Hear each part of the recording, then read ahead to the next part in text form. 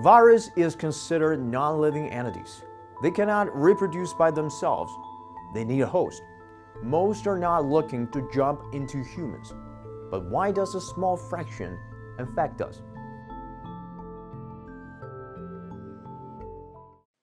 Most new infectious diseases enter the human population the same way as COVID-19 did, as a zoonosis, or a disease that is transmitted from animals to humans.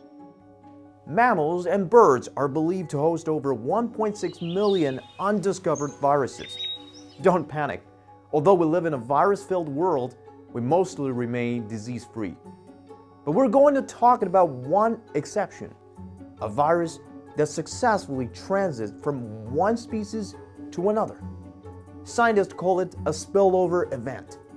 It's not as simple as just a jump and move, but involves evolution, eventually becoming a different virus.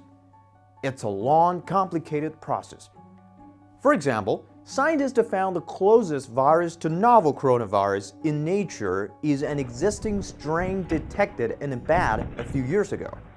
Their genetic sequence is 96.2% identical. Despite the genetic difference of just 3.8%, scientists say it very likely represents more than 20 years of sequence evolution. At this time, it's very difficult to tell where the virus has been and what changes it has undergone during this period of time. Well, scientists say the vast majority of animal to human spillover attempts likely result in a dead end that never progresses past the first individual. But given the large number of viruses that keep trying, there are always chances to slip through. Then they face the most challenging task, entering another species' cells. To do so, viruses need to grab onto the molecule outside of a cell, called a receptor, in a process similar to a key clicking into a lock and opening a door. Receptors vary from one species to another, so a virus that can use the human version of that receptor will become a zoonosis. They didn't start out with that ability, but genetic flexibility allows it to happen, especially for coronaviruses that encodes their genome as RNA instead of DNA.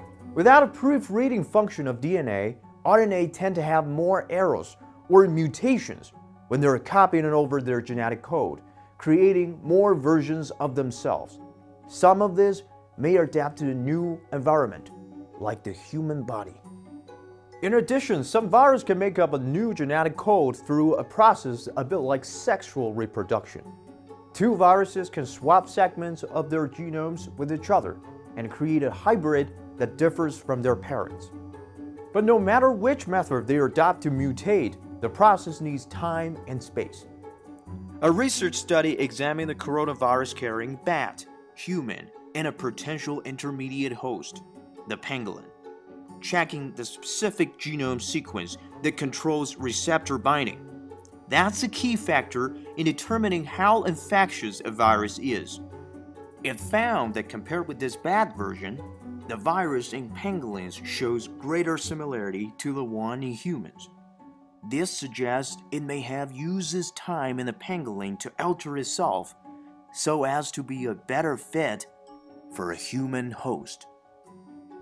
Meanwhile, more research has revealed new characteristics of viruses. They can hide in their host for long periods of time without being lethal.